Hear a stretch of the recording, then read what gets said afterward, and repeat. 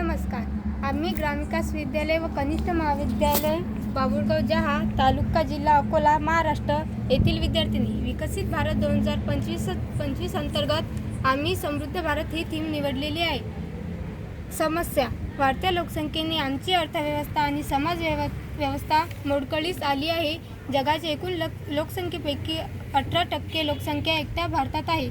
संख्येचे स्वरूप: आज भारताची लोकसंख्या प्रचंड प्रमाणात वाढत आहे। येथे प्रत्येक 3 सेकंदात 2 मुले जन्माला येतात। याचे भयावह परिणाम संपूर्ण देशावर झाल्याशिवाय राहणार नाही।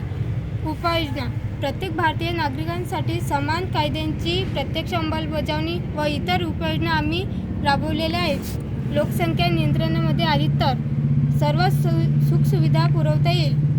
सर्वात मोठा धोका निर्माण करेल का अशी सशंकता जागृती भारतीय नागरिकांच्या मनात निर्माण झाल्याशिवाय राहणार नाही।